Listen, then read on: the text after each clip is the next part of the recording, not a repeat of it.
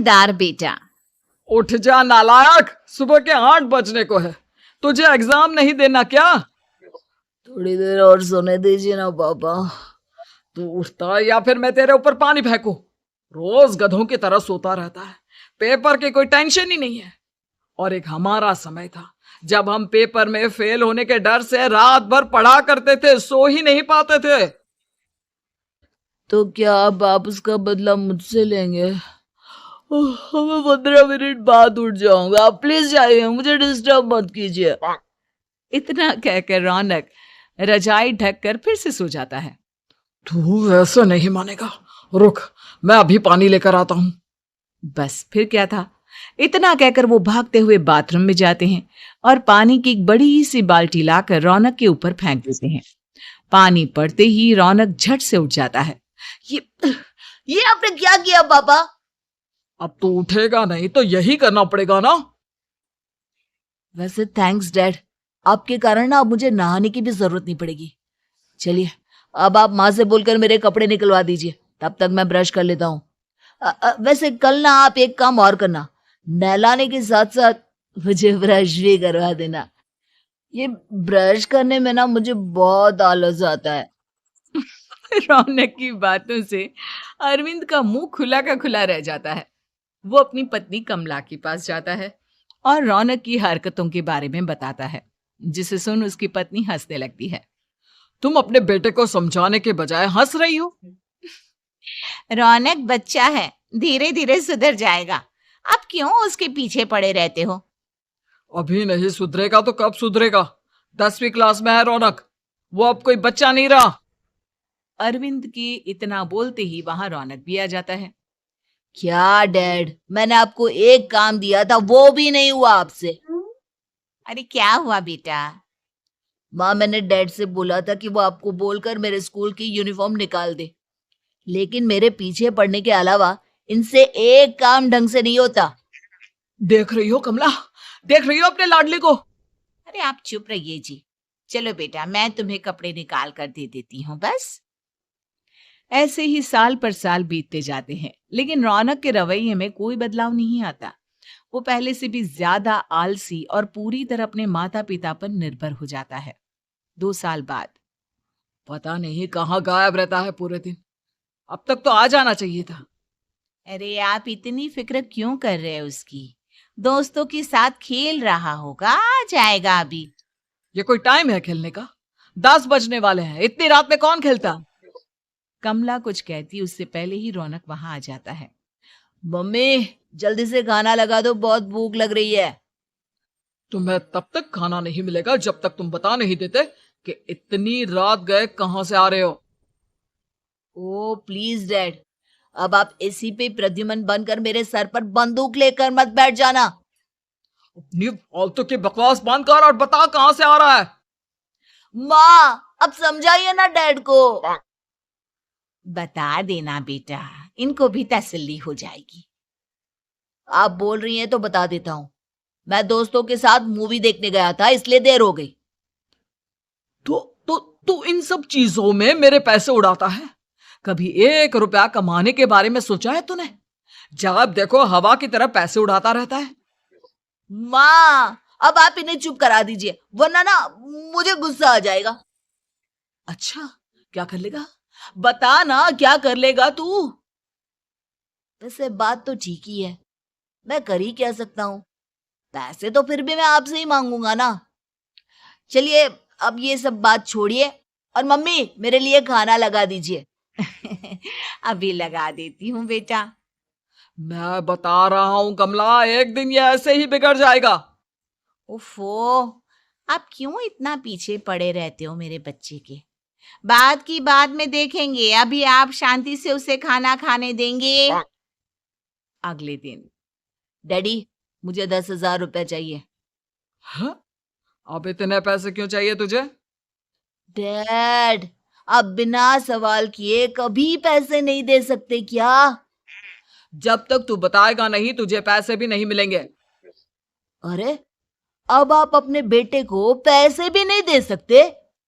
नालायक, तेरी उम्र के लोग नौकरी करते हैं और एक तू है जो नौकरी करने का नाम ही नहीं लेता कभी। आप लोगों के होते हुए भला मैं नौकरी क्यों करूं? अरे हम कब तक पैसे देंगे तुझे? तुझे भी तो अपने पैरों पर खड़ा होना होगा ना। कौन सा उधार के पैरों पर खड़ा हूं? अपने ही तो पैरों पर खड़ा हूं मैं। इसी तरह रौनक दिन प्रतिदिन लापरवाह होता जाता है। उसकी लापरवाही को देखते हुए अरविंद और कमला अपने बेटे की शादी कराने का फैसला लेते हैं और 1 महीने के अंदर अंदर ही रौनक की शादी मेघा नाम की लड़की से करा देते हैं। शादी के कुछ दिन बाद, रौनक, मुझे एक अच्छी सी साड़ी चाहिए, आप ला दोगे ना? हाँ, क्यों नहीं। कितने तक की आती है साड़ी? यही करीब 5,000 तक की। तुम चिंता मत करो, मैं आज ही डैडी से पैसे मांगकर तुम्हारे लिए साड़ी ले आऊंगा। आप कब तक ऐसे ही अपने पापा से पैसे मांगते रहेंगे? कोई अच्छी सी नौकरी क्यों नहीं कर लेते आप? अरे डैड के होते हुए मुझे नौकरी करने की जरूरत ही क्या है? पर आप ऐसे कब तक उनसे पैसे मांगते रहेंगे? कुछ आपको अपने दम पर भी तो करना होगा ना। अब तुम भी बाकी लोगों की तरह मुझे ज्ञान देना शुरू मत कर देना। साड़ी चाहिए ना तुम्हें, मिल जाएगी बस। इतना कहकर रौनक अपने पिता से पैसे मांगने चला जाता है। डैडी, मुझे 5,000 रुपया चाहिए। अब 5,000 क्यों चाहिए तुझे? वो मेघा को साड़ी चाहिए थी। अरविंद आगे बिना कुछ कहे चुपचाप उसे पैसे निकाल कर दे देता है। कुछ दिन बाद, तुम्हें नहीं लगता कमला, रौनक हम पर पहले से भी ज्यादा डिपेंड हो गया है? मुझे तो अब उसके भविष्य की चिंता होने लगी है। कल को हमें कुछ हो गया तो वो क्या करेगा? काश तुमने पहले ये सोच लिया होता तो आज हमारा बेटा इतना लापरवाह नहीं होता। तब मुझे कहाँ पता था कि मेरा लाड प्यार उसे इतना बिगाड़ देगा कि वो इस हद तक लापरवाह बन जाएगा। कोई बात नहीं, अभी भी देर नहीं हुई। मुझे पता है उसे कैसे सुधारा जा सकता है। कैसे? अरविंद कुछ कहता उससे पहले रौनक वहां आ जाता है और पैसों के लिए हाथ फैलाने लगता है। डैड, मैं और मेघा बाहर घूमने जाना चाहते हैं। अरे वाह, ये आज सूरज कहाँ से निकला है? Dad please. अच्छा चलो अब मुद्दे की बात करो। मुझे अब 25,000 चाहिए। अब तुम्हें 1 रुपया भी नहीं मिलने वाला। अगर तुम्हें पैसों की इतनी ही जरूरत है तो कोई ढंग की नौकरी कर लो। मम्मी, आप कुछ कहिए ना डैड को। बेटा, वो गलत क्या बोल रहे हैं? ये सब हम तेरे भले के लिए ही तो कर रहे हैं।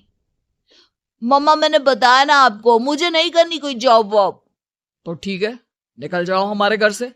तुम्हारे जैसे लोगों के लिए मैंने ये घर खड़ा नहीं किया है। जितना ये घर आपका है ना, उतना ही मेरा भी है। मैं कहीं नहीं जाने वाला। जाना तो पड़ेगा ही तुझे, क्योंकि अब मैं तेरा कोई भी खर्चा नहीं उठाने वाला। ठीक है, मत उठाइए मेरा खर्चा, मैं अपने दम पर भी जी सकता हूँ। तो बेशर्मों की तरह अब तक यहाँ क्यों खड़ा है? अपना सामान ले और निकल जाए यहाँ से। रौनक पैर पटकते हुए वहां से चला जाता है। घर से निकालना जरूरी है क्या उसे?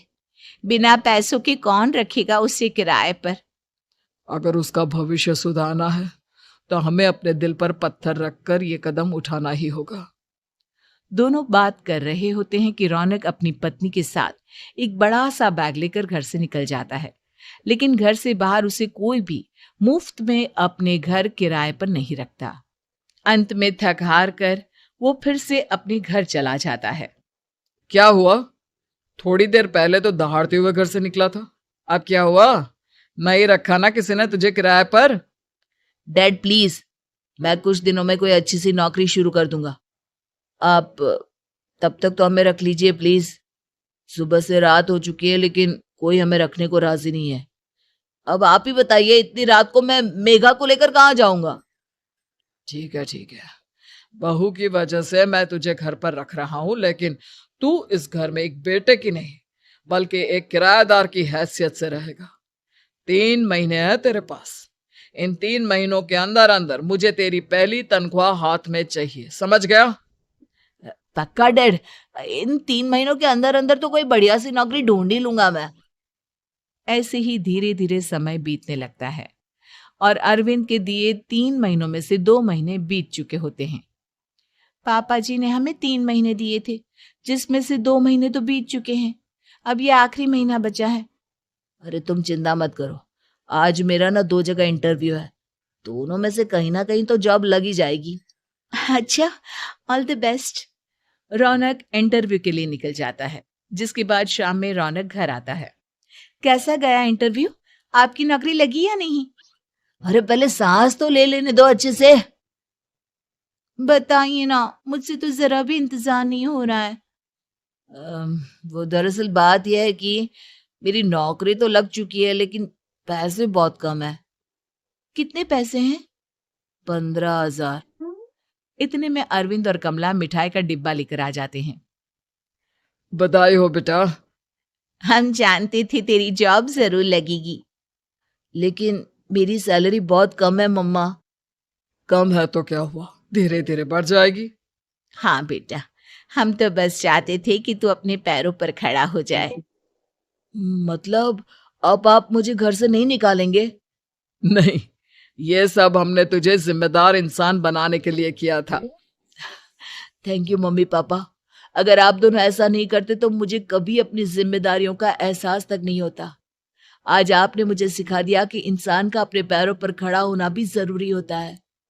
इतना कहकर रौनक झट से अपने माता पिता के गले लग जाता है और अपनी कमाई की पहली तनख्वाह वो अपने माता पिता के हाथ में सौंपता है।